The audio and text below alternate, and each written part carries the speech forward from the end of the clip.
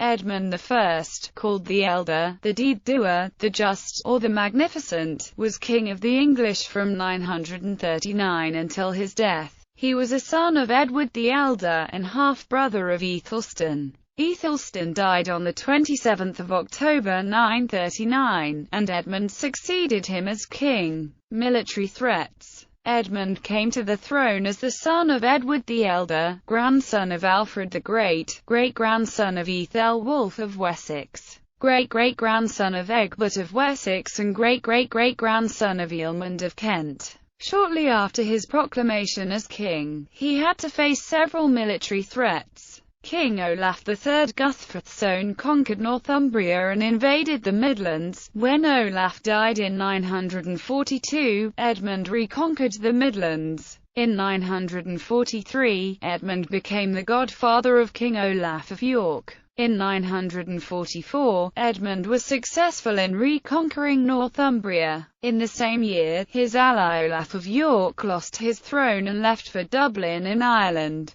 Olaf became the king of Dublin as Amlab Cuaran and continued to be allied to his godfather. In 945, Edmund conquered Strathclyde but ceded the territory to King Malcolm I of Scotland in exchange for a treaty of mutual military support. Edmund thus established a policy of safe borders and peaceful relationships with Scotland. During his reign, the revival of monasteries in England began. Louis IV of France. One of Edmund's last political movements of which there is some knowledge is his role in the restoration of Louis IV of France to the throne. Louis, son of Charles the Simple and Edmund's half-sister Eadgifu, had resided at the West Saxon court for some time until 936, when he returned to be crowned King of France. In the summer of 945, he was captured by the Norsemen of Rouen and subsequently released to Duke Hugh the Great, who held him in custody.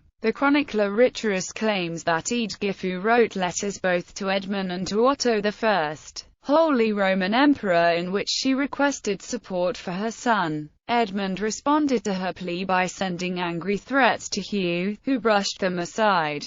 Llywelyn's Annal, one of Richarus's sources, report. Edmund, king of the English, sent messengers to Duke Hugh about the restoration of King Louis, and the Duke accordingly made a public agreement with his nephews and other leading men of his kingdom. Hugh, Duke of the Franks, allying himself with Hugh the Black, son of Richard, and the other leading men of the kingdom, restored to the kingdom King Louis. Death and succession. On 26 May 946, Edmund was murdered by Leoffer, an exiled thief, while attending St. Augustine's Day Mass in Puckle Church. John of Worcester and William of Malmesbury add some lively detail by suggesting that Edmund had been feasting with his nobles. When he spotted Leoffer in the crowd, he attacked the intruder in person, but in the event, Leoffer killed him. Leoffer was killed on the spot by those present. A recent article re-examines Edmund's death and dismisses the later chronicle accounts as fiction. It suggests the king was the victim of a political assassination. Edmund's sister Eadgyth, the wife of Otto I,